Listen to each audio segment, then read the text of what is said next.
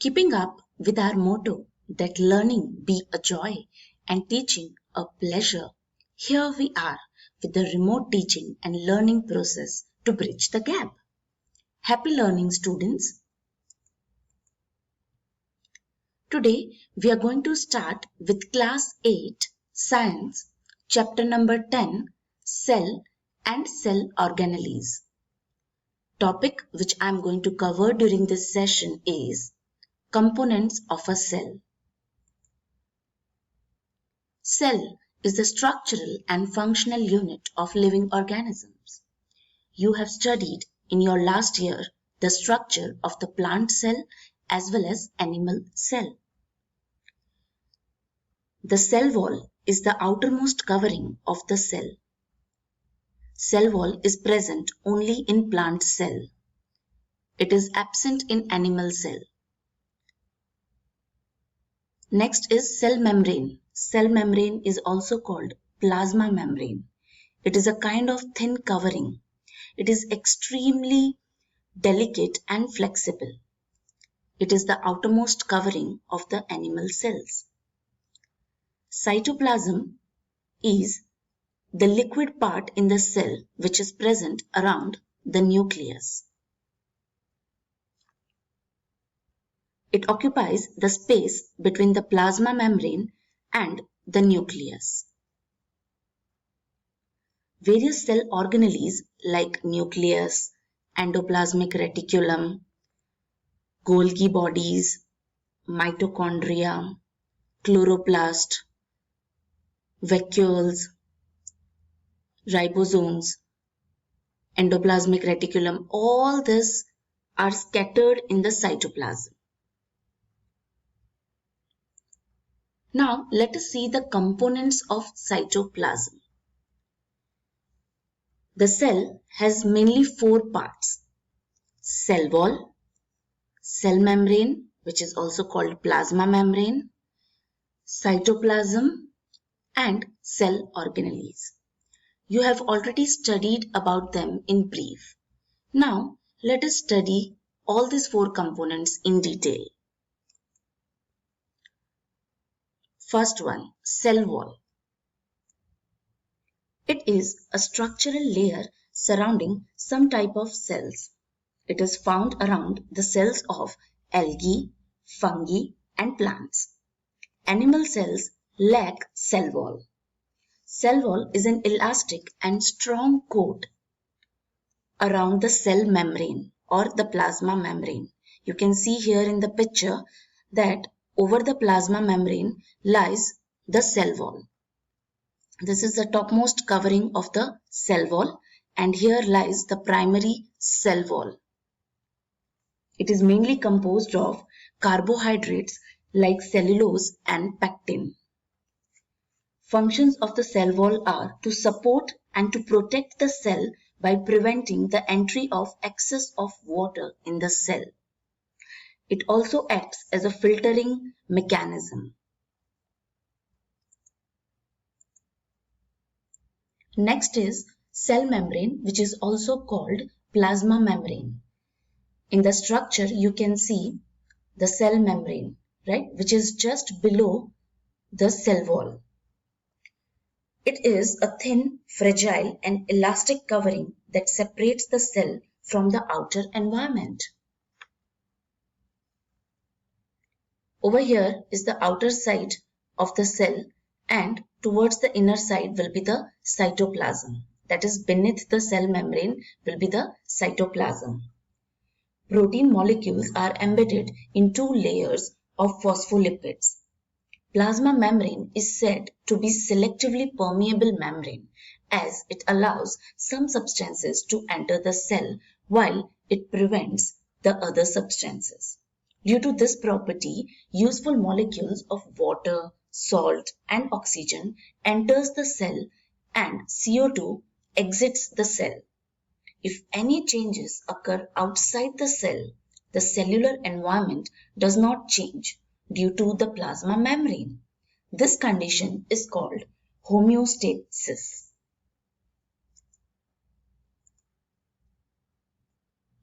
Now let us see activities that consume cellular energy. Endocytosis. This is the process of capturing a substance or particle from outside the cell by engulfing it with the cell membrane and bringing it into the cell. As shown over here in this picture, this is the extracurricular fluid and this is the layer of plasma membrane, and beneath the plasma membrane lies cytoplasm. So by this activity of endocytosis, the outside food and the other substances from this outer environment is engulfed and brought into the cytoplasm, that is beneath the plasma membrane. Second one is the exocytosis. This is the process by which the cell moves material from within the cell into the extracurricular fluid. As shown over here in this picture, by this activity, the waste material of the cell is removed out of the cell and it is sent into the extracurricular fluid.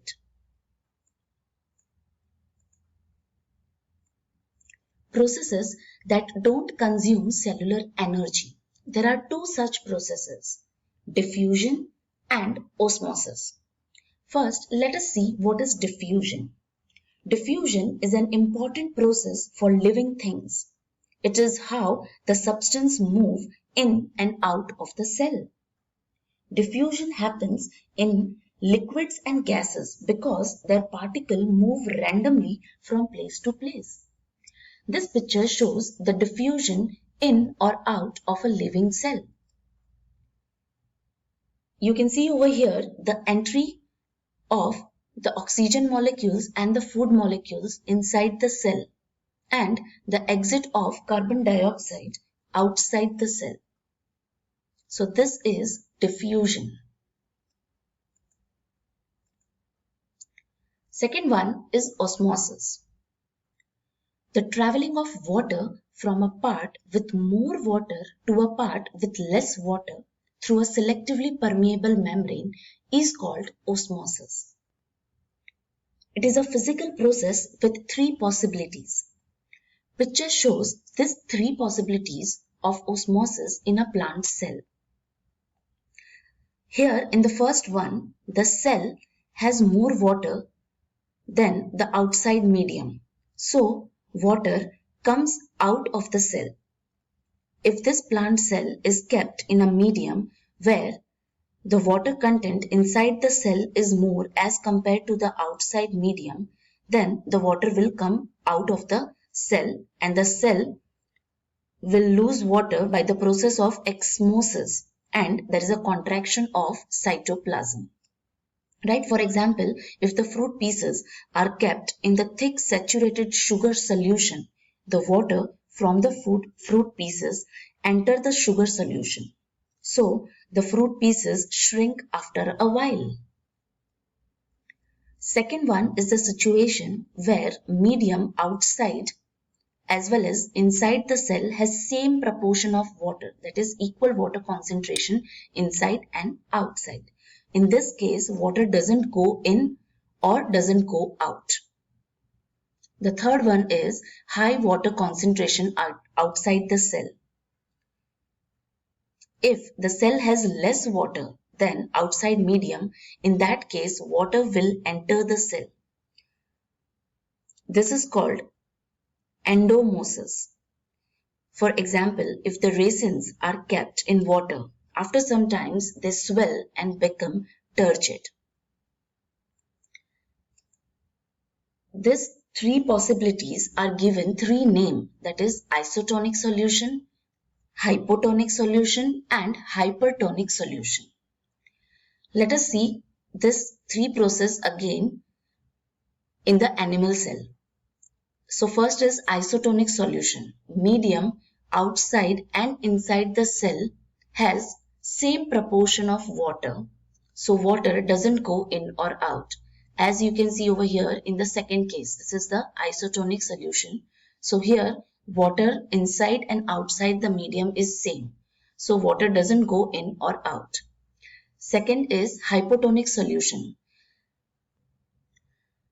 The third part of this picture shows hypotonic solution. Here the cell has less water than the outside medium, so water enters the cell. This is called endosmosis. And the last one is hypertonic solution. The solution where the concentration of solutes is greater outside the cell than inside. So in this case, water will go outside the cell. The third component of the cell is cytoplasm. As shown in this picture, cytoplasm is the fluid between the plasma membrane and the nucleus. It is a moving, sticky substance. Many cell organelles are suspended in the cytoplasm. It is the medium for cellular chemical reactions. The part of the cytoplasm other than the organelles is called cytosol. Over here, the blue portion you can see, apart from all the different cell organelles, this blue portion indicates cytosol. Cytosol stores vital substances like amino acids, glucose, vitamins, etc. In animal cells, cytoplasm is more granular and dense, while in plant cell it is thin and mostly pushed to the periphery due to the large central vacuole. Picture shows the onion peel cells. If you will peel a layer of the onion and view it under the microscope, you can see the cell wall, the nucleus, as well as the cytoplasm. And these are the large vacuoles.